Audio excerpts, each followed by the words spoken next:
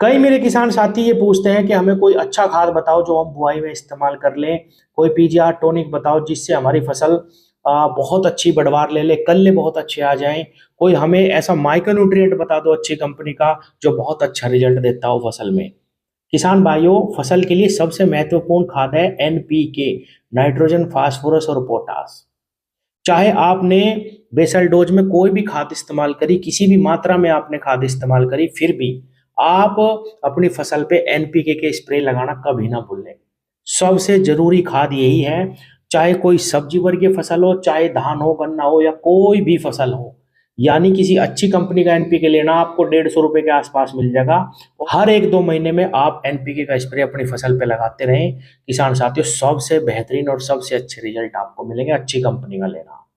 उसके बाद दूसरे नंबर पे आता है माइक्रो न्यूट्रिएंट। किसान भाइयों, माइक्रो न्यूट्रिएंट ऐसा होना चाहिए जिसके अंदर ज्यादा से ज्यादा पोषक तत्व हो।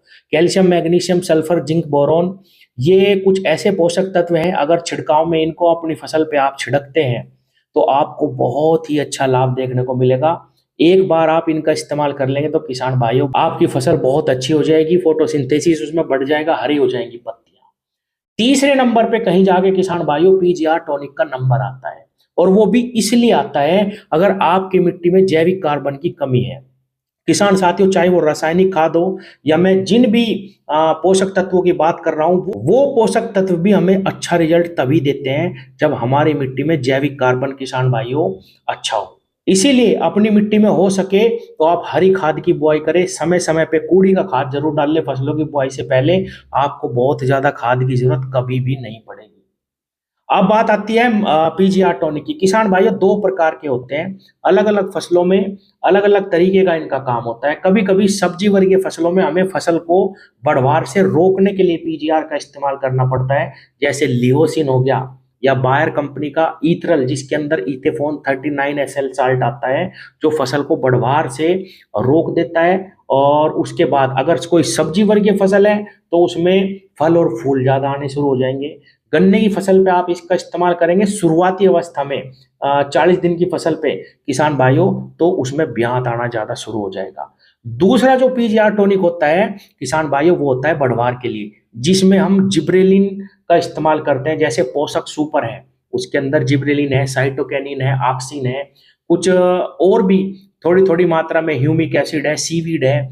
ये कुछ चीजें इनके अंदर रहती है।